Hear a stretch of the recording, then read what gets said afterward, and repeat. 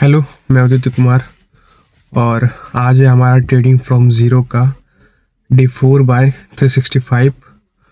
और आज हम कुछ खास नहीं, बीएसई और एनएसई यानी कि बॉम्बे स्टॉक एक्सचेंज और नेशनल स्टॉक एक्सचेंज क्या होता है, कैसे होता है, इसका स्टेप्स, फाउंड कब हुआ था, ये वगैरह वगैरह कुछ कुछ जानते हैं। तो ये देखते हैं।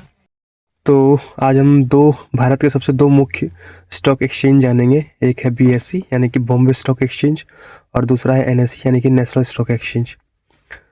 तो ये दोनों बहुत इंपॉर्टेंट है। जैसे कि आप किसी भी मार्केट में जा रहे हैं मंडी में सब्जी लेने के लिए, वैसे ही ये दोनों एक मार्केट है जहाँ पे शेयर को आप खरीद और बेच सकते हैं। ये दोनों एक मीडियम है एक्सचेंज का।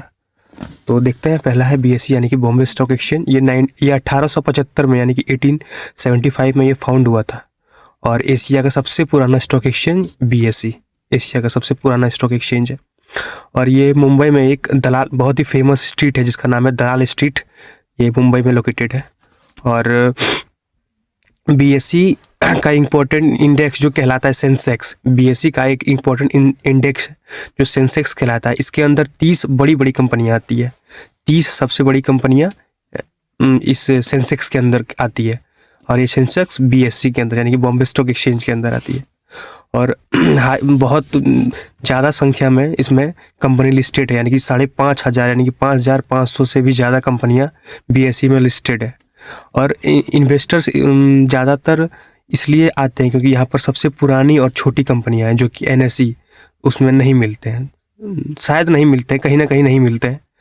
तो इसलिए इन्वेस्टर्स ये बीएसई को ज़्यादा प्रेफर करते हैं। और दूसरा है हमारा एनएसई यानी कि नेशनल स्टॉक एक्सचेंज। ये 1992 में फाउंड हुआ है, तो आप देख ही सकते हैं 1992। और ये 1875 में ही। तो बीएसई कितना पुराना स्टॉक एक्सचेंज है आपको यहीं से पता चल रहा है।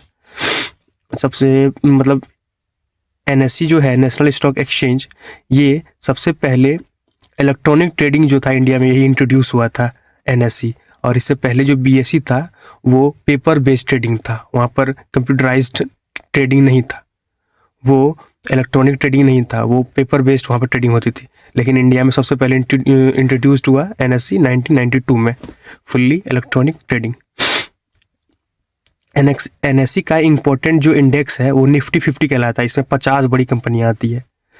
निफ्टी 50 जो एनएसई के अंदर आती है, इसमें 50 बड़ी कंपनियां हैं और ट्रेडिंग वॉल्यूम इसमें बहुत ज़्यादा हाई होता है, तो सेलिंग और बाइंग करने में काफ़ी इजी होता है। ट्रेडिंग वॉल्यूम इसमें बहुत ज़्यादा होता है नेशनल एनएसई यानी कि नेशनल स्टॉक एक्सचेंज में। तो कंपैरिजन आप देख ही सकते हैं, क्योंकि आप कोई भी, जैसे आप ट्रेडिंग करेंगे तो वहाँ पर आप कोई भी शेयर परचेज कर रहे हैं, तो परचेज करने की क्वांटिटी जब आप डालेंगे वहाँ पर ऐप में, तो उसके बाद आपको बोलेगा आप मीडियम लो, अपना शेयर एक्सचेंज का मीडियम लो, बीएसई या एनएसई वहाँ पर ऑप्शन देगा।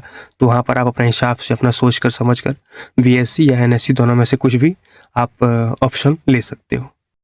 तो अगर आपको वीडियो पसंद आया तो वीडियो को लाइक कीजिए, वीडियो को शेयर कीजिए और चैनल को सब्सक्राइब कीजिए। तो जैसे हमने देखा बीएसई और एनएसई में जो भी डिफरेंस था, तो ये जनरली इसलिए मैंने बताया क्योंकि जब हम आगे चलेंगे और जब आप ट्रेडिंग शेयर्स स्टॉक मार्केट पर ब्रोकर ऐप में जब आप कोई भी कंपनी का शेयर खरीदोगे, तो वहाँ पर क्वांटिटी डालने के बाद आपको जो स्टॉक एक्सचेंज का मीडियम होगा वो बीएसई या एनएसई आपको चूज़ करने का ऑप्शन होगा। तो आप समझ जाओगे कि आप किस में करोगे, सेंसेक्स में कर रहे हो या निफ्टी 50 में कर रहे हो, उस हिसाब से आप वहाँ पर स्टॉक का मीडियम चेंज करोगे। तो ये उसलिए था। और आप थोड़ा थोड़ा खोल के फ़ोन में देखो इधर उधर से और नॉलेज जुटाओ। तो आज हमारा चौथा दिन था 365 का। तो कंसिस्टेंस रहिए और देखते हैं हमारा महल कब तक बनता है। मिलते हैं अगली वीडियो में।